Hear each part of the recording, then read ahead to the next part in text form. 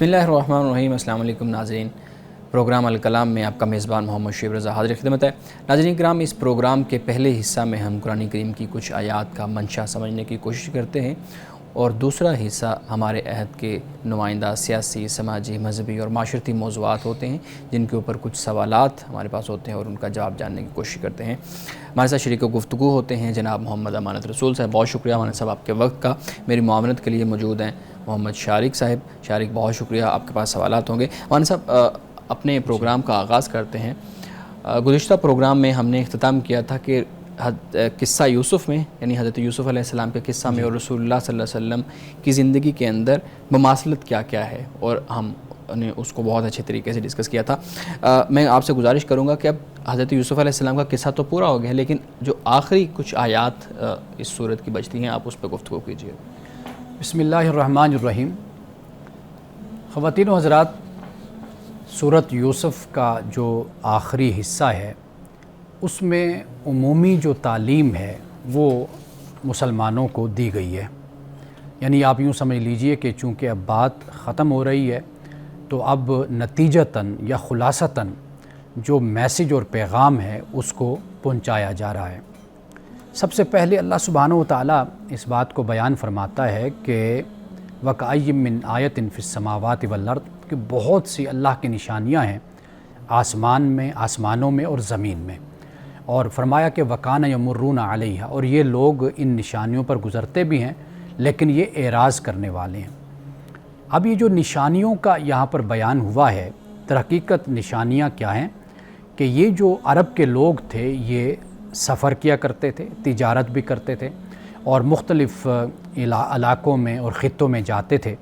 تو اللہ سبحانہ و تعالیٰ نے یہ جو فرمایا کہ یہ ان پر گزرتے ہیں، ان کا آنا جانا ان علاقوں سے ہوتا ہے، تو مراد یہ ہے کہ جبکہ اس تاریخ سے اور ان واقعات سے جو گزشتہ اقوام کے ہیں، ان سے یہ سبق حاصل کر سکتے ہیں، لیکن یہ سبق حاصل نہیں کرتے۔ اب رسول اللہ صلی اللہ علیہ وسلم نے یہ فرمایا، ایک روایت ہمیں ملتی ہے کہ جس میں آپ نے بشمول اپنی ذات کے آپ نے فرمایا کہ 4 ہیں کہ جو اصل اور نسل، یعنی اصلاً اور نسلاً عرب ہیں۔ ایک تو رسول اللہ صلی اللہ علیہ وسلم نے فرمایا کہ حضرت ہود علیہ السلام ہے، اور دوسرا فرمایا کہ حضرت صالح علیہ السلام ہے، اور تیسرا حضرت شعیب، اور چوتھا آپ خود صلی اللہ علیہ وسلم۔ یعنی یہ وہ انبیاء ہیں کہ جن کا تعلق عرب کی سرزمین کے ساتھ اصلاً بھی ہے اور نسلاً بھی ہے۔ اب یہاں پر جو گزرنے کا ذکر ہو رہا ہے کہ یہ قوم گزرتی ہے، تو اس سے مراد یہی ہے کہ یہ تجارت کے سلسلے میں یہاں سے ان علاقوں سے ان کا آنا جانا ہوتا ہے۔ یعنی مثال کے طور پر آپ دیکھیے کہ جو عاد ہے، اس کے بارے میں قرآن پاک کہتا ہے کہ الم تری کیف فعل ربک بعاد، کیا آپ نے نہیں دیکھا، کیا آپ نہیں جانتے کہ آپ کے رب نے اس قوم کے ساتھ یعنی عاد کے ساتھ کیا سلوک کیا۔ اب یہ قوم کیسی تھی؟ ایک تو عمان کا جو علاقہ ہے وہاں پر یہ بستی تھی، اور یہ وہ قوم تھی کہ قرآن کہتا ہے کہ ارم ذات العماد، کہ ان کے جو شہر تھے ان میں کوئی 1000 ستون جو روایات میں آتا ہے اس پر قائم بلڈنگیں، عمارتیں موجود تھیں۔ ایک تو یہ قوم بستی تھی یہاں پر، اور یعنی ان کی طرف جو پیغمبر آئے وہ حضرت ہود علیہ السلام آئے، اور اسی طرح قوم سمود بھی تھی جو عاد کے بالکل مقابل یعنی شمالی اور مغربی عرب کے علاقے میں آپ کہہ لیجئے کہ یہ وہاں پر قابض تھے یہ لوگ۔ اب ان کی طرف حضرت صالح علیہ السلام آئے۔ اب یہ وہ لوگ تھے کہ قرآن پاک بیان کرتا ہے کہ انہوں نے پہاڑوں کو کاٹ کر انہوں نے بڑی بڑی بلڈنگیں اور عمارتیں اور محلات انہوں نے تعمیر کیے تھے۔ اور اسی طرح تیسری قوم حضرت شعیب کی ہے، یہ بھی فلسطین کے آس پاس کسی علاقے میں یہ قوم آباد تھی۔ حضرت شعیب نے ان کو عدل کی، انصاف کی تعلیم دی تھی اور ان کو اللہ کی طرف بلایا تھا، لیکن یہ قوم آخر کار اپنی بدعمالیوں اور نافرمانیوں کی وجہ سے یہ عذاب کے مستحق ٹھہری۔ یہ 3 قومیں ہیں کہ جو عرب میں موجود تھیں، اور انہی کی طرف قرآن پاک نے اشارہ کیا ہے کہ یہ لوگ یہاں سے گزرتے ہیں۔ حالانکہ جب انسان کسی ایسے کھنڈرات سے یا ایسی بلڈنگ سے یا کسی ایسی عمارت سے گزرتا ہے کہ جہاں پر ایک تاریخ بولتی ہوئی نظر آتی ہے، تو پھر طریقہ کار یہ ہونا چاہیے کہ انسان وہاں سے سبق حاصل کرے۔ اب اس کے بعد قرآن پاک بیان کرتا ہے کہ کیا یہ لوگ بے خوف ہو گئے کہ ایمان نہیں لاتے؟ یعنی ان کے پاس سب کچھ ہے، ان کے سامنے سب کچھ ہے، لیکن اس کے باوجود بھی یہ ڈرتے نہیں ہیں، خوف نہیں کھاتے۔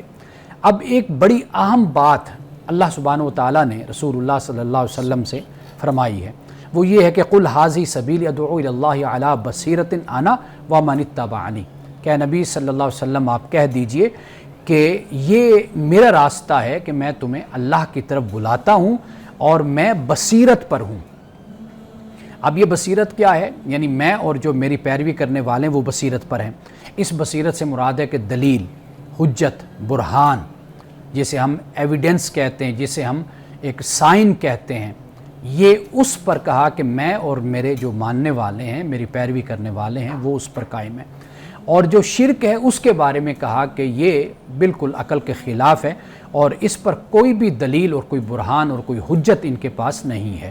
پورے قرآن پاک کو پڑھیے، اس میں اللہ سبحانہ و تعالیٰ نے اسی بات کو بڑی وضاحت کے ساتھ بیان کیا ہے کہ یہ سب کچھ ظن اور گمان پر ہی قائم ہے ان کا، جو بھی ان کا نظریہ اور خیال ہے۔ تو اللہ پاک کہتا ہے کہ اب میری طرف سے تمہارے پاس کوئی علم ہے، کوئی علم آیا ہے تمہارے پاس؟ تو واضح بات ہے کہ یہ لوگ افترا باندھتے ہیں۔ تو یہاں پہ رسول اللہ صلی اللہ علیہ وسلم نے اسی بات کو بیان فرمایا کہ میں اور جو میری پیروی کرنے والے ہیں، اللہ نے کہا کہ آپ یہ کہہ دیجئے کہ ہم سب بصیرت پر، ہم دلیل پر، حجت پر اور برہان پر ہم کھڑے ہوئے ہیں۔ اب اس کے بعد قرآن پاک یعنی ایک طرف عرب کا طریقہ بتا دیا ان لوگوں کا کہ یہ لوگ گزرتے ہیں، جاتے ہیں، لیکن یہ ان سے اعراض برتتے ہیں، ان سے کوئی سبق حاصل نہیں کرتے۔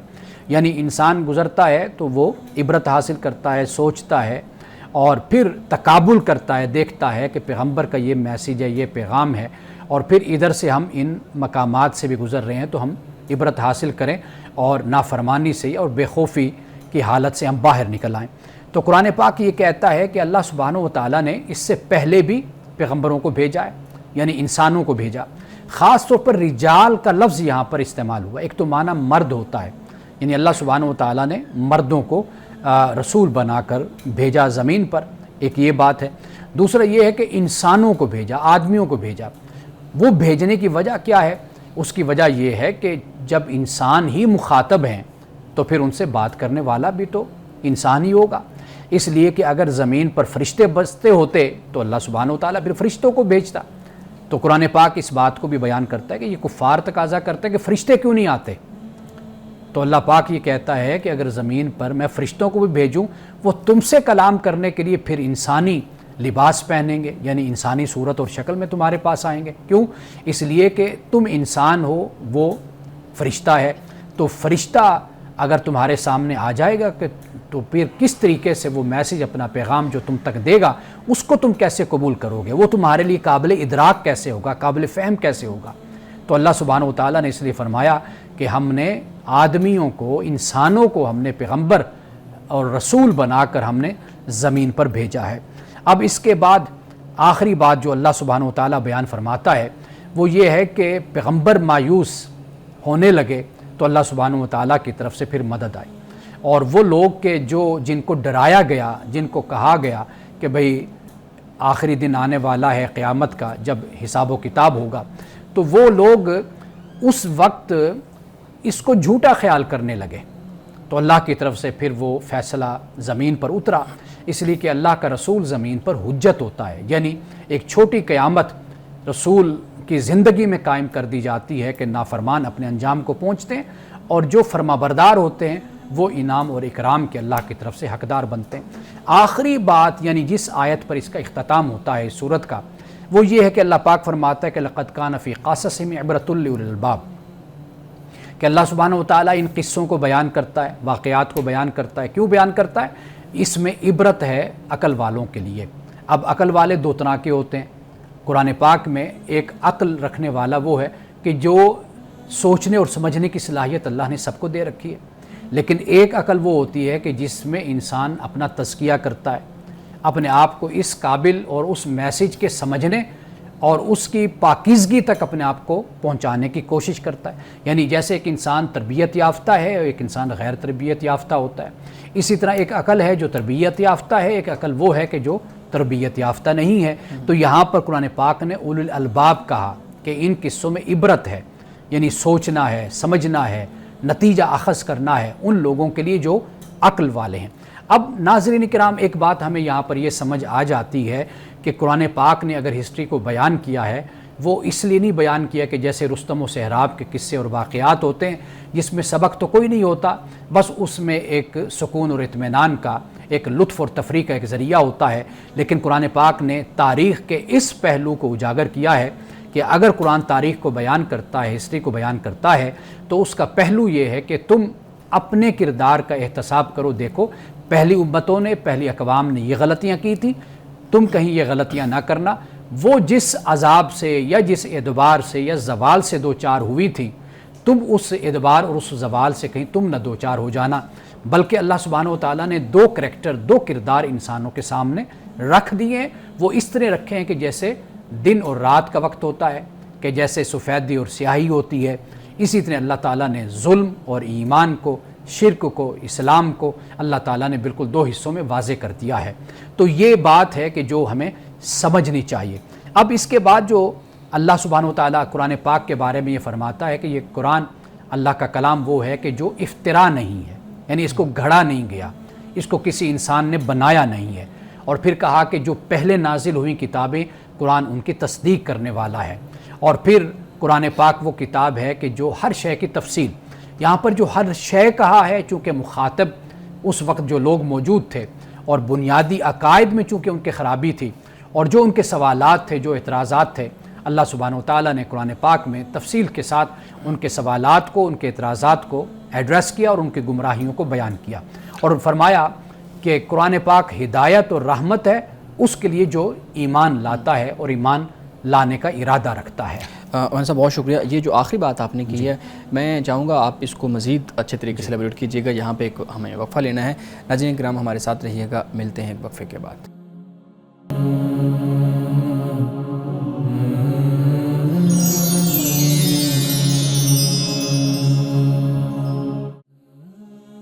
ویلکم بیک ناظرین۔ مولانا صاحب اپنے گفتگو کا آغاز کیجیے گا۔ جی خواتین و حضرات، سورۃ یوسف کا اختتام ہے، اور قرآن مجید کے بارے میں جس طرح اللہ پاک نے یہاں بیان فرمایا ہے وہ یہ ہے کہ ہر شے کی تفصیل ہے، یعنی اس سے کوئی ایسا مغالطہ پیدا نہیں ہونا چاہیے کہ ہم یہ تلاش کرنا شروع کر دیں کہ جو چیز بھی دنیا میں ہے وہ قرآن مجید میں ہوگی، تو ایسا تصور درست نہیں ہے۔ قرآن جب کہتا ہے کہ وہ تفصیل کل شیء، تو اس سے مراد یہ ہے کہ جو انسانی ضرورت ہے اور جو عقیدہ ہے، جو اخلاق ہے، جو عبادت ہے، جو معاملات میں اصلاح کی اور ہدایت کی ضرورت ہے، وہ اللہ تعالیٰ نے انسان کو قرآن مجید میں مہیا کی ہیں۔ اور ہدایت ہے قرآن پاک، اس لیے کہ ہدایت دو طرح کا سے ہم اس کو ایکسپلین کرتے ہیں۔ ایک ہدایت کا مطلب یہ ہوتا ہے کہ راستہ دکھا دینا، ایک ہدایت کا مطلب ہوتا ہے کہ مقصد تک، منزل تک پہنچا دینا۔ تو قرآن مجید انسان کی رہنمائی بھی کرتا ہے، اور انسان کے جو داعیات ہیں، انسان کے جو احتیاجات ہیں، انسان کی جو ضرورتیں ہیں، ان کی تکمیل اور ان کو پورا بھی کرتا ہے۔ یعنی انسان کی زندگی کے جو مشکلات اور مسائل، ان کا حل بھی قرآن پاک دیتا ہے۔ تو قرآن پاک انسانیت کے لیے ہدایت کا ایک خزانہ ہے، ایک ذریعہ ہے، ایک وسیلہ ہے جو اللہ تعالیٰ نے عطا کیا ہے۔ آخر میں جو بات ہمیں سمجھنی چاہیے وہ یہ ہے کہ سورۃ یوسف یہ صرف ایک کہانی یا ایک قصہ نہیں ہے، بلکہ یہ ایک سماج کا بھی قصہ ہے، ایک خاندان کا بھی واقعہ ہے، ایک شخصیت کا بیان بھی ہے، اور اس کے علاوہ جو معروضی حالات سیاسی ہیں یہ ان کا بیان بھی ہے۔ ہم لوگوں کو یہ چاہیے کہ سورۃ یوسف کو جب ہم پڑھیں تو ترجمہ کے ساتھ پڑھیں، اور اس انداز سے سورۃ یوسف کا مطالعہ کریں اور سمجھیں کہ جس سے ہمیں زندگی میں رہنمائی ملے، یعنی وہ ہماری زندگی کا جو بھی پہلو ہو، اور خاص طور پر نوجوانوں کے لیے سورۃ یوسف میں بہت بڑا سبق ہے۔ آپ دیکھیے کہ حضرت یوسف علیہ السلام کس امتحان میں ڈالے گئے، کس آزمائش میں تھے، لیکن آپ اپنے کردار اور اعلیٰ کردار کے ساتھ آپ نے ثابت کیا کہ اگر ایک نوجوان چاہے تو وہ اپنے آپ کو گناہوں سے اور معصیت سے اور اپنے آپ کو نافرمانی سے بچا سکتا ہے۔ یہ سب سے اہم سبق ہے کہ جو آج کی نوجوان نسل کے لیے ہے اور آج کے بچوں کے لیے ہے، جو سورۃ یوسف سے ہمیں حاصل ہوتا ہے۔ جی بہت شکریہ مولانا صاحب، بہت خوبصورتی کے ساتھ آپ نے اس قصے کا اختتام کیا اور اس کو بیان کیا ہے۔ آج کا جو ہمارا درس تھا یا ہمارا پروگرام تھا اس سے متعلق کچھ ہمارے پاس سوالات ہیں.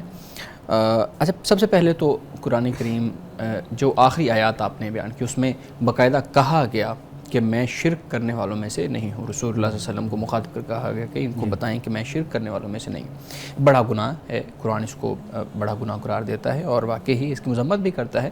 لیکن ہم دیکھتے ہیں کہ فی زمانہ ہمیں انکار خدا کا معاملہ نظر آتا ہے ہمارے نوجوانوں میں، ہمارے لوگوں کے اندر، معاشرے کے اندر. شرک کا معاملہ کم نظر آتا ہے. تو شرک کے بارے میں تو قرآن نے بات کر دی ہے. پوچھنا میں آپ سے یہ چاہتا ہوں کہ کیا انکار خدا کے اوپر بھی جو اعتراضات ہیں، جو سوالات ہوتے ہیں، اس کے اوپر قرآن نے بات کی ہے؟ اور اگر نہیں کی تو پھر اپنے جو نوجوان ہیں وہ اپنے اس مسئلے کا حل قرآن سے کیسے ڈھونڈیں؟ دیکھیے، پہلی بات تو یہ ہے کہ جب ہم شرک کی بات کرتے ہیں تو شرک بھی ایک الہاد ہی کی قسم ہے. اچھا، یعنی کہ ایک خدا کا انکار، ٹھیک ہے، وہ اپنی جگہ پر موجود ہے. ٹھیک ہے. تو ہم یہ کہیں گے کہ شرک در حقیقت الہاد ہی کا آغاز ہے کہ ایک خدا کو نہیں مانا بلکہ کئی خداؤں کو مانا اور ان کو تسلیم یعنی وحدانیت سے ہٹ کے اس طرف چلے گئے. جی. اور دوسری بات یہ ہے کہ جو اعتراضات آج کے دور میں پیدا ہوتے ہیں، مثال کے طور پر اللہ تعالیٰ کی ذات کے بارے میں، اس کو بہت ہی اچھی انداز سے قرآن پاک میں ایڈریس کیا گیا. اچھا، ایک بات. دوسری بات یہ ہے کہ جو دوسرا اعتراض پیدا ہوتا ہے یا انکار کیا جاتا ہے وہ آخرت کا انکار ہوتا ہے. بالکل صحیح. قرآن پاک نے اس کو بھی بہت اچھے طریقے سے، یعنی یہ مسئلہ معاد جس کو ہم کہتے ہیں، اس کو بہت اچھے طریقے سے قرآن پاک نے ڈسکس کیا ہے.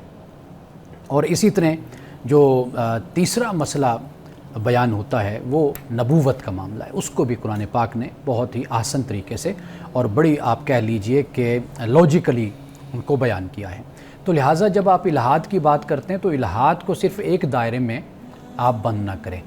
یعنی قرآن پاک نے دہر کا بھی ذکر کیا کہ لوگ جو ہیں وہ یہ کہتے ہیں کہ ہمیں دہر نے پیدا کیا یا یہ دہر ہی ہمارا خالق ہے. تو در حقیقت یہ وہی نقطہ نظر ہے کہ جس کو قرآن پاک بیان کر رہا ہے کہ کائنات اپنی خالق خود ہے، اس کا کوئی خالق نہیں ہے. ٹھیک ہے. تو یہ جو تصورات آج کے دور میں ہیں ان کو قرآن پاک نے مختلف انداز میں بیان کیا ہے. نہیں، آپ نے بھی لفظ یوز کیا اس کا کوئی خالق نہیں ہے، اس کو بیان کیجئے گا دوبارہ سے. یعنی اس سے مراد وہ یہ کہتے ہیں کہ یہ جو کائنات وجود میں آئی ہے نا، اچھا، یہ خود وجود میں آئی ہے، یعنی اس کا بنانے والا کوئی نہیں ہے. ٹھیک ہے. یہ خالق کی طرف سے سوال کیا جاتا ہے نا. جی، داہریہ کی طرف سے کہہ لیں یا ملحدین کی طرف سے سوال ہے یا ان کا ایک نقطہ نظر ہے جس کو وہ بیان کرتے ہیں. تو جب ہم مشرکین کو پڑھتے ہیں تو وہاں پر بھی ہمیں یہی بات نظر آتی ہے کہ وَيَقُولُ الْإِنسَانُ أَإِذَا مَا مِتُّ لَسَوْفَ أُخْرَجُ حَيًّا، کہ یہ انسان کہتا ہے کہ کیا جب میں مر جاؤں گا تو کیا مجھے پھر زندہ کیا جائے گا، مجھے اٹھایا جائے گا. تو گویا کہ یہ جو سوالات آج کے اٹھائے جا رہے ہیں تو یہ سوالات بہت پرانے ہیں. یعنی ایک بڑا طویل زمانہ ہے کہ جو شرک کا زمانہ ہے. آپ حضرت نوح علیہ السلام سے پڑھ لیجئے، دیکھ لیجئے. حضرت نوح سے شروع ہو کر آپ تمام پیغمبروں کا ذکر ہے. آپ دیکھیے کہ شرک کی ایک وقت میں بڑا غلبہ رہا ہے اور پیغمبر جو موحد تھے، توحید کی تعلیم دینے والے تھے، ان کی تعداد بڑی کم تھی. ان کو ماننے والوں کی، ان پر ایمان لانے سالہ سال گزر گئے. تو لہٰذا ایسا نہیں ہے کہ ہم یہ کہیں کہ اس وقت کے جو سوالات تھے وہ آج نہیں ہیں، یا قرآن پاک نے جو ایڈریس کیا سوالات کو، اعتراضات کو، وہ سوالات اور وہ اعتراضات آج کے دور کے نہیں ہیں. وہ آج کے دور کے بھی ہیں جن کو قرآن پاک نے بڑے اچھے طریقے سے ان کو بیان کیا ہے. بالکل ٹھیک ہے. اس کے اوپر تفصیلی میں آپ سے ضرور گفتگو کروں گا کسی اور نشست کے اندر میں کہ جو الہاد کے سوالات ہیں ان کو ہم کیسے ایڈریس کر سکتے ہیں. اچھا، ایک اور سوال، سیروا فی الارض انہی آیات کے اندر بتایا گیا. اس کی دو ڈائمنشنز میں آپ کے سامنے رکھوں گا اور میں چاہوں گا کہ آپ دونوں کے اوپر بات کریں. ایک تو یہ ہے کہ جہاں جہاں بھی قرآن کریم اس چیز کا ذکر کرتا ہے کہ سفر کرو اور پھر آگے کہتا ہے دیکھو کہ ہم نے ان کا انجام کیسے کیا یا ان کا انجام کیسے ہوا، ان بستیوں کا، ان لوگوں کا، ان گروپس کا جنہوں نے خدا کو جھٹلایا، اور یہ ساری بات ہے. تو جہاں جہاں بھی بات کرتا ہے قرآن سیر کرنے کی، وہاں عبرت کو ساتھ اس کے جوڑ دیتا ہے کہ عبرت حاصل کرو. اچھا، اس میں ایک چیز تو یہ ہے کہ آج کل سفر کو خوشی کا ذریعہ سمجھا جاتا ہے اور خوشی کے حصول کے لیے سفر کیا جاتا ہے، عبرت کے لیے جو ہے نا وہ ہمارا متوع نظر نہیں ہوتا. دوسرا یہ ہے کہ آج کل تو سائنٹسٹ اور بلکہ آج کل کیا بہت دیر سے وہ ریسرچ کر رہے ہیں. ایون حرم مصر والا جو معاملہ آپ نے بھی ابھی اپنی گفتگو میں اس کا ذکر کیا کہ وہ تراشتے تھے پہاڑوں کو اور بڑے بڑے محل بناتے تھے اور یہ چیزیں ہیں. تو ایک تہذیب کو دوبارہ سے انٹروڈیوس کروانا اور اس کے اوپر فخر کرنا, یہ تو فخر والے اور خوشی والے معاملے میں جا رہا ہے, جبکہ قرآن کہتا ہے کہ عبرت حاصل کرو. یہ تو کنٹراڈکشن چیزیں ہیں. اچھا, پہلی بات تو یہ ہے کہ یہ قرآن پاک نے جو بیان کیا اس کا ایک پس منظر ہے. یہ خاص طور پر اس قوم کے حوالے سے ہے کہ جو وہاں پر بس رہی تھی, وہاں پر موجود تھی. یعنی اس آیت کا جی ٹھیک, یعنی سیرو فی الارض سورۃ الانعام میں بھی اللہ پاک نے فرمایا, پھر آگے کا فانظروا کیف کان عاقبۃ المکذبین, جھٹلانے والوں, دیکھو انجام دیکھو جھٹلانے والوں کا. تو اس کا ایک تو خاص پس منظر ہمارے سامنے آ جاتا ہے جو قرآن پاک نے بیان کیا. جیسے سورۃ یوسف میں بھی اس کو بیان کیا گیا کہ اہل عرب کو مخاطب کر کے یہ کہا گیا, چونکہ وہ ان بلاد میں, علاقوں میں, خطے میں وہ جاتے تھے, تجارت کرتے تھے, کاروبار کرتے تھے اور یہاں سے وہ گزرا بھی کرتے تھے. جیسے رسول اللہ صلی اللہ علیہ وسلم سے بھی ایک روایت منسوب کی جاتی ہے کہ آپ غزوے سے آ رہے تھے تو غالباً ایک قوم عاد ہی تھی, قوم سمود تھی, کہ جہاں پر اس بستی سے جب آپ گزرے تو صحابہ کرام وہاں پر ذرا واک کرنے لگ گئے یا چہل قدمی کرنے لگ گئے کہ ذرا پھریں دیکھیں. تو رسول اللہ نے فرمایا کہ جلدی سے یہاں سے نکلو کہ یہاں پر خدا کا عذاب نازل ہوا, خدا کا عذاب اترا. تو یہ اس کا پہلو, اس کا پیرایہ جو ہے وہ یہ ہے ایک بات, یعنی اس آیت کا جی ٹھیک ہے. اور دوسری بات یہ ہے کہ اگر آپ سیر بھی کرتے ہیں, آپ دنیا کے یورپ چلے جائیں, آپ امریکہ چلے جائیں, آپ ہندوستان میں, انڈیا میں آپ چلے جائیں, آپ وہاں پر بادشاہوں کے, بڑے بڑے سلاطین کے آپ محلات دیکھتے ہیں, ان کے باغات دیکھتے ہیں, ان کی بڑی بڑی عمارتیں دیکھتے ہیں, تو ان سے ایک عبرت اور ایک سبق تو حاصل ہوتا ہے نا انسان کو, کہ انسان اس دنیا میں آیا ہے, وہ فانی ہے, اس نے جانا ہے, آخر کہیں تو اس کا اختتام اور اس کا انجام ہے کہ جہاں اس نے پہنچنا ہے. تو اگر یہ اتنی طاقت اور سلطنت رکھنے والے لوگ, قرآن پاک نے اس کو بھی بیان کیا اور عرب کے لوگوں سے کہا کہ تم سے زیادہ جو پہلے جو لوگ تھے وہ طاقتور تھے, قوت والے تھے, لشکر والے تھے, جہاں چاہتے وہ سورۃ کاف میں بھی اس بات کو بیان کیا, تو تم تو ان کے مقابلے میں کچھ بھی نہیں ہو. تو مطلب یہ ہے کہ یہ ایک لحاظ سے اس طرح عبرت کا پہلو نکلتا ہے کہ ترقی یافتہ بھی کوئی قومیں ہوں یہ دنیا پہ جنہوں نے مسلمانوں نے 1000 سال سے بھی زیادہ دنیا پہ حکومت کی ہے, غلبہ ان کا حاصل رہا ہے, تو کہاں گئی مسلمانوں کی وہ طاقت, وہ قوت چلی گئی. تو لہٰذا جو ایک کرائٹیریا اللہ تعالیٰ نے بنا دیا قوموں کی بربادی کا اور قوموں کی آبادی کا, ترقی کا اور تنزل کا, وہ اس معیار کو مد نظر رکھا جائے. اس لیے کہ کوئی قوم بھی خدا کی پیاری قوم نہیں ہے, خدا کا ایک پیمانہ ہے, اس پر خدا پرکھتا ہے, وہ معیار ہے. چاہے کوئی جتنا بھی کہے جی میں مومن اور مسلمان ہوں, اگر وہ ان خوبیوں سے محروم ہے اور خدا کے بنائے ہوئے اس معیار پر پورا نہیں اترتا تو وہ تنزل کا شکار ہوگا. تو بے شک ایک قوم ہے کہ جو خدا کو ماننے والی نہیں ہے لیکن اس عمومی پیمانے پر پورا اترتی ہے تو وہ دنیا میں ترقی کرے گی. تو اللہ تعالیٰ نے در حقیقت یہاں پر اس بات کو بیان کیا. آخری بات جی پلیز, کہ رسول اللہ نے فرمایا کہ سفر کرو کہ اس کے ذریعے سے تم مال کماؤ گے. اچھا, اب یہ جو سفر ہے یعنی انسان, وہ کہتے ہیں نا حرکت میں برکت, یہ وہ والا معاملہ انسان کے ساتھ ہو جاتا ہے. تو اس کا ایک پہلو یہ بھی ہے کہ انسان کاروبار, تجارت, سیر نکلتا ہے, جاتا ہے, دنیا میں کماتا ہے, یہ ایک اپنی جگہ پہ یہ پہلو ہے. لیکن یہ پہلو مسلم ہے, مصدق ہے کہ انسان ان سے جب گزرے تو عبرت حاصل کرے, خاص طور پر وہ اقوام, وہ قومیں کہ جو زوال پذیر ہوئی, اور خاص طور پر پیغمبروں کے زمانے میں جو نافرمان قومیں تھیں ان پر خدا کا عذاب اترا, وہاں پر تو زیادہ ہمارے لیے عبرت کا سامان. ناظرین کرام, ہم ملتے ہیں ایک بریک کے بعد, ہمارے ساتھ رہیے گا.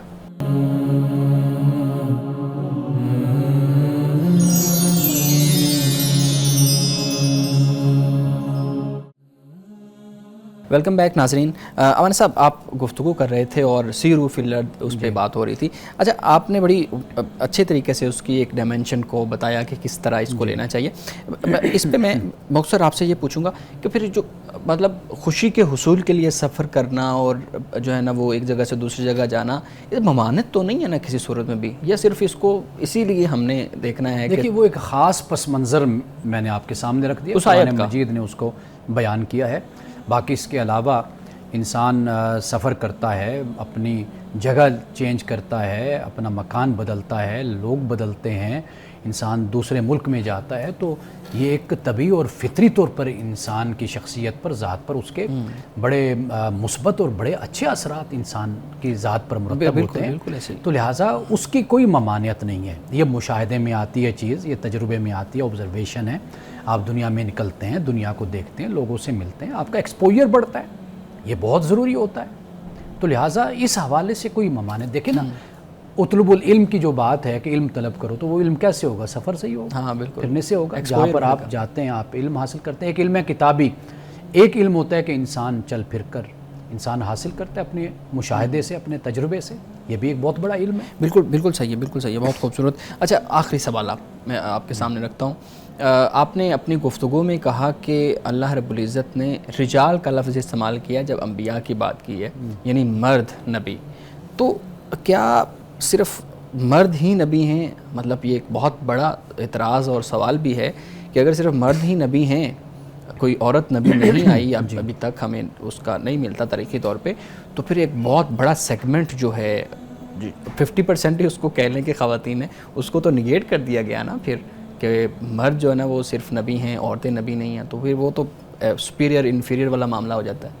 دیکھیے ہمارے ہاں اس پر علماء نے کافی بحث کی ہے، یہ پہلے سے ہماری کتابوں میں موجود ہے۔ اچھا صحیح۔ جہاں تک مجھے یاد پڑتا ہے تفسیر قرطبی میں ہے کہ حضرت مریم کو انہوں نے لکھا ہے کہ بھئی ان کو نبی مانا گیا، یعنی رسول اور نبی میں جب علماء فرق بیان کرتے ہیں تو وہاں پر پھر جو نبی ہے وہ اس کا کام یہ ہے کہ وہ دعوت دیتا ہے، لوگوں کو بلاتا ہے، نیکی کی تلقین کرتا ہے۔ تو اس حوالے سے کہا گیا کہ بھئی حضرت مریم کے حوالے سے یا ام موسیٰ کے حوالے سے ایک نقطہ نظر یہ بھی ہمارے ہاں بیان کیا جاتا ہے، لیکن قرآن پاک میں جو رجال کا لفظ استعمال کیا وہ در حقیقت بشر جسے ہم کہتے ہیں، انسان، ہاں انسان، کیونکہ ان آیات کا جو پس منظر ہے اگر آپ اس کو مد نظر رکھیں تو اس سے جو ہمیں بات سمجھ آتی ہے وہ یہی آتی ہے کہ چونکہ کفار کا، مخاطبین کا جو اعتراض تھا در حقیقت وہ یہ اعتراض تھا کہ بھئی فرشتے کیوں نہیں اترتے، کہ بھئی خدا کی طرف سے فرشتے آ جائیں، وہ کتاب لے آئیں، تو یہ اصل ان کا اعتراض تھا، جس کا جواب یہ دیا گیا کہ خدا نے ہمیشہ زمین پر انسانوں کو ہی نبی پیغمبر بنایا ہے، رسول بنایا۔ کیوں بنایا ہے؟ اس لیے کہ تم انسان ہو نا، تم بشر ہو، تم میں سے ہے، ہاں تم میں سے۔ تو معاملہ یہ ہے کہ جب انسان سامنے ہوگا تو اس سے بات پھر انسان ہی کرے گا نا، اللہ کا پیغام پہنچائے گا۔ تو اگر سامنے اگر انسان نہیں ہیں، فرشتے ہیں، تو پھر فرشتے ان سے بات کریں گے۔ تو لہٰذا یہ اس لیے اس پیرائے میں، اس پس منظر میں اگر دیکھا جائے تو رجال سے مراد پھر یہ بحث ختم ہو جاتی ہے کہ مرد ہے یا عورت۔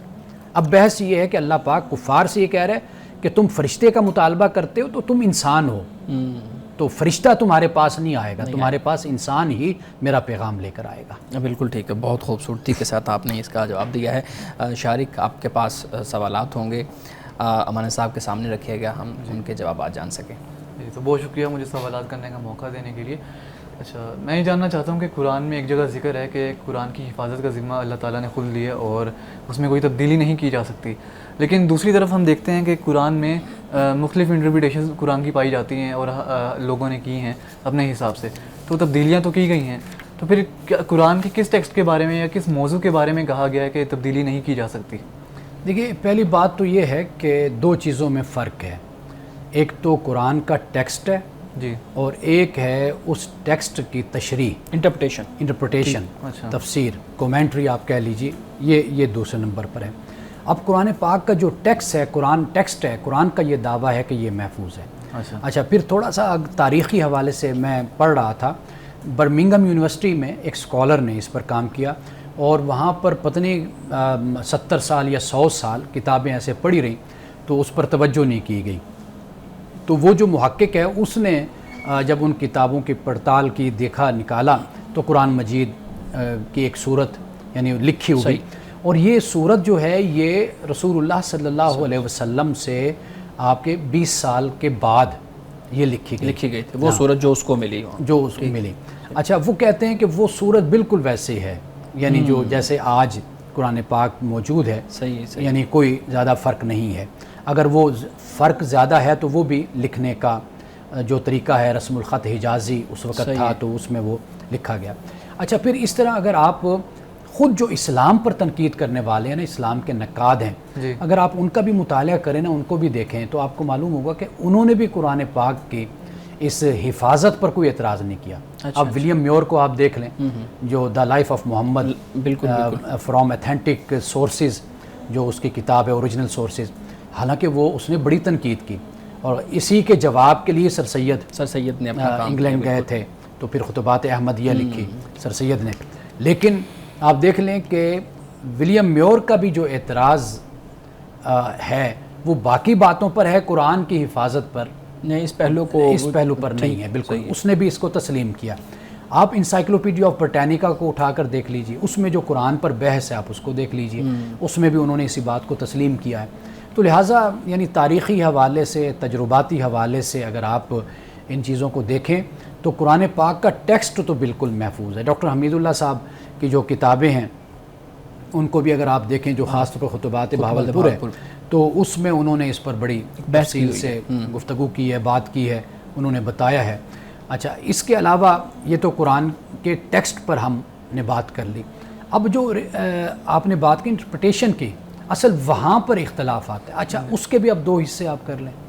انٹرپریٹیشن میں ایک تو اصول ہیں، یعنی پرنسپلز، جو باتیں طے شدہ ہیں وہ تو بیان ہو گئی قرآن پاک میں، اس پر علماء کا، مفسرین کا، کسی کا کوئی اختلاف نہیں ہے.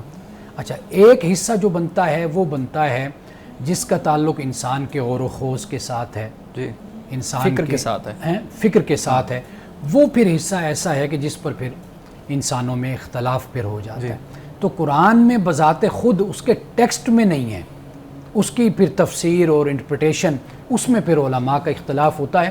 اور پھر ان کا بھی اختلاف اس میں ہے کہ جس میں اللہ تعالیٰ نے گنجائش چھوڑی ہے، رکھی ہے کہ ہاں اس پر بندہ تدبر، تفکر کرے، تعقل کرے، سوچے اور خوض کرے.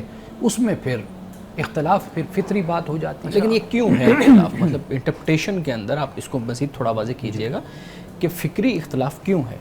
دیکھیے، ایک تو زبان کا، میں اس میں معذرت ایڈ کر دوں، دو شخص ایک ہی جگہ پہ رہنے والے ہیں، ایک ہی ماحول میں پڑھے ہیں، ایک ہی ادارے سے پڑھے ہیں، ایک ہی طرح کے اساتذہ سے پڑھے ہیں، لیکن ان کی فکر کے اندر اختلاف ہوگا، مختلف ہوگا. دیکھیے، اب ایک تو بات لغت کی ہو جاتی ہے، زبان کی. مثال کے طور پر ایک لفظ ہے تو اس کو کسی نے کس طریقے سے سمجھا، کسی نے کس طریقے سے سمجھا. ایک یہ چیز ہو گیا.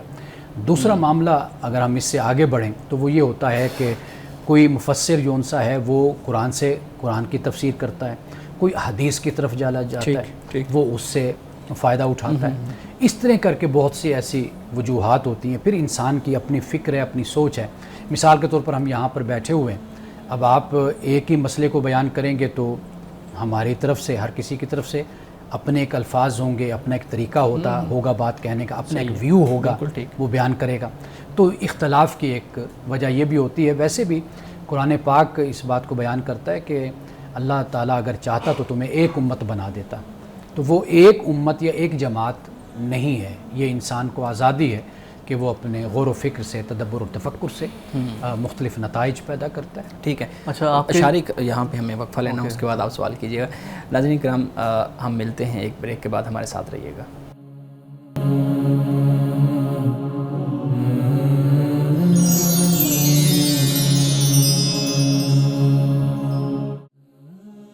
Welcome back.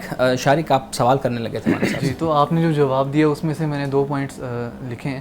اور پہلا یہ کہ آپ نے بات کی کہ ٹیکسٹ کے اوپر کسی نے تنقید نہیں کی، یعنی کہ جن صاحب کا آپ نے حوالہ دیا انہوں نے بھی یعنی کہ کہا ہے کہ ٹیکسٹ مکمل ہے، اور جو ناقد ہیں اصل میں. پر مجھے ایسا لگتا ہے، یہ میرا پوائنٹ ہے کہ جب آپ کرٹیسزم کرتے ہیں کسی چیز پر تو اس کے لیے پہلا اصول یہ ہے کہ آپ اس کو مانیں کہ وہ ہے.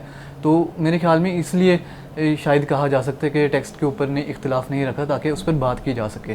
اور دوسرا یہ، جب میں نے ٹیکسٹ کی بات کی تو میں نے یہ ٹیکسٹ کی بات نہیں کی تھی مکمل طور پر، بلکہ اس کی انٹرپریٹیشن کی ہی بات کی تھی کہ جو ٹیکسٹ ہے، جو محفوظ ہے، جس کو تبدیل نہیں کیا جا سکتا، اس کا ایک مطلب بھی ہوگا جس کو اس کے سیاق و سباق سے ہٹ کر نہیں سمجھا جا سکتا. تو وہ سیاق و سباق کیا ہے؟ کیونکہ ہر کوئی اپنا اپنا سیاق و سباق لے کر پھر رہا ہے. اور کیا یہ جو سیاق و سباق ہیں الگ الگ، کیا یہ کانٹراڈکٹری نہیں ہو جاتا ہے اس دعوے سے کہ سب جو ہے وہ محفوظ ہے؟ اچھا، پہلا جو آپ کا پوائنٹ ہے نا، دیکھیے، اگر کوئی ایسی بات ہوتی جو لوگ جو کریٹیکل تھنکنگ آپ کہہ لیجئے، یا جو لوگ کرٹیسائز کرنا چاہتے ہیں اور جو بالکل اوپنلی بات کرتے ہیں تو وہ ضرور اس ایشو کو لیتے اگر کوئی ایسی بات ہوتی قرآن کی حفاظت کے حوالے سے. یعنی مستشرقین کو بھی اگر آپ اٹھا کر دیکھ لیں، ان کو بھی آپ دیکھیں تو وہاں پر بھی جو اعتراضات کیے جاتے ہیں وہ اس نوعیت کے ہرگز نہیں ہوتے کہ وہ یہ کہیں کہ قرآن پاک میں کوئی تفریق پیدا ہو گئی. یعنی زیادہ سے زیادہ ان کا اعتراض یہ ہوگا کہ دیکھو فلاں روایت میں یہ لکھا ہے، فلاں روایت میں یہ لکھا ہے، فلاں کہ ہاں یہ آپ تدوین کی بات کرتے ہیں.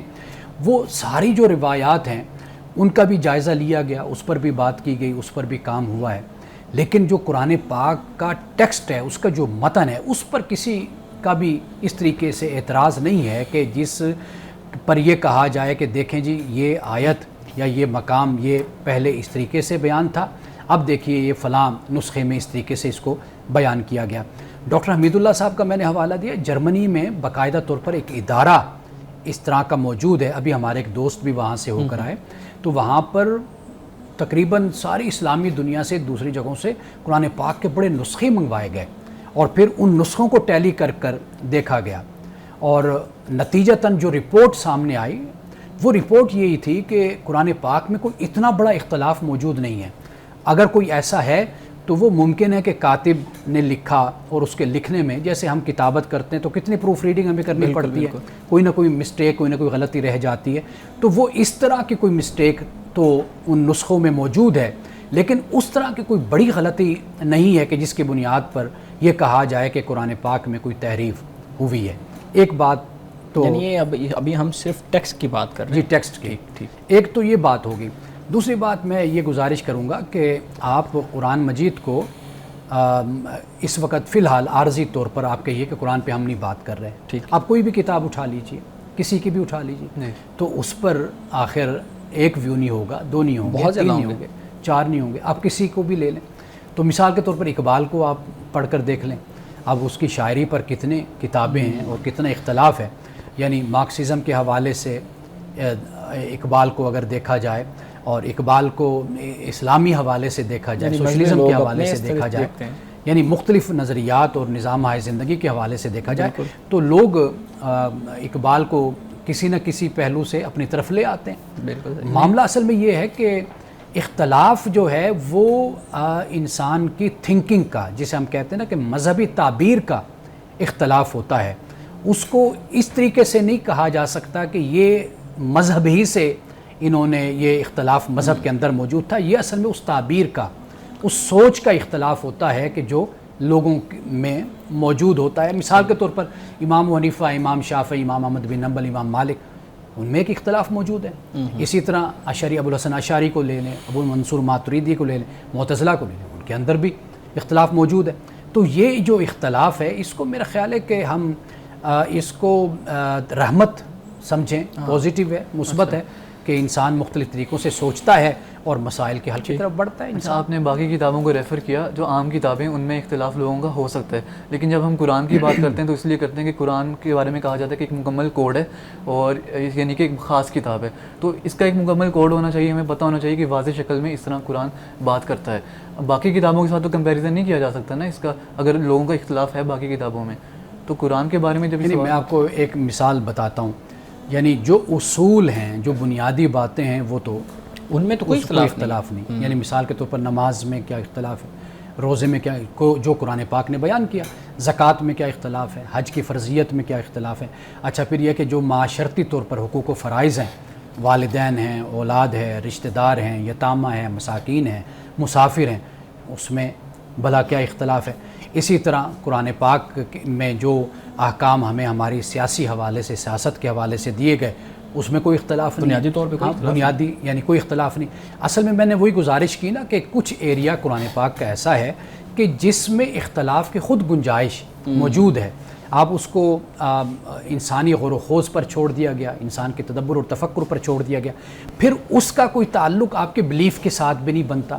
یعنی ایسا نہیں کہ کوئی یہ کہے کہ نماز قرآن پاک نے اس کا حکم نہیں دیا، کوئی ایک کہے جی نماز کا حکم اللہ نے دیا ہے. ٹھیک ہے، یہ بات کوئی اختلاف نہیں ہوگا. کسی عالم، کسی مفسر میں کوئی آپ کو اختلاف نظر نہیں آئے گا. تو اصل معاملہ یہ ہے کہ جس میں اختلاف کی گنجائش ہے اسی میں ہی علماء کے درمیان اختلاف ہوئے. دیکھیں اگر وہ معاملات کے جو آپ کے تمدن سے تعلق رکھتے ہیں, آپ کے معاشر سے تعلق رکھتے ہیں, اگر ان میں بھی ایک سخت پیمانہ دے دیا جاتا, احکام دے دیے جاتے, تو لوگوں کی زندگی بڑی اجیرن ہو جاتی. تو اس لیے اللہ سبحانہ و تعالیٰ نے چند احکام دے دیے کہ یہ طے شدہ بات ہے, باقی جو کچھ بھی ہے وہ آپ کے لیے میدان کھلا ہے. آپ کی عقل ہے, آپ کی سوچ ہے, فکر ہے, آپ اس کے ساتھ اپنی زندگی میں سفر کریں. دنیا نے آخر آگے بڑھنا تھا, یہ تو نہیں نہ تھا کہ انسان کا تمدن اور انسان کا رہن سہن اسی جگہ ہی ٹھہر جانا تھا, روک نہیں دیا, آگے بڑھنا تھا. اس لیے چند احکام اصولی دے دیے کہ اس کے مطابق تم نے اس کو نافذ رکھنا اپنی زندگی میں. باقی معاملات میں اجتہاد ہے, انسان کے پاس عقل ہے, اس کو بندہ اختلاف پھر کر سکتا ہے. اچھا, تو قرآن میں جو کرونالوجیکل آرڈر میں قرآن میں جو آیات ہیں وہ نہیں ہیں, یعنی کہ جو 7ویں صدی میں جب ریویل ہوا قرآن, تو آج جس صورت میں قرآن ہمارے پاس موجود ہے وہ اس میں وہ ترتیب نہیں آیات کی. تو کیا اس کو ہم تبدیلی کے طور پر نہیں دیکھ سکتے قرآن میں, کیونکہ جو لوگوں نے اپنی طرف سے کی ہے چینجز, کیا یہ دیکھیے اصل معاملہ یہ ہے کہ قرآن مجید کے نزول کی ترتیب ایک تو نزولی ہے کہ قرآن پاک 23 سال میں اترا. ایک ترتیب ہے جسے توقیفی کہا جاتا ہے.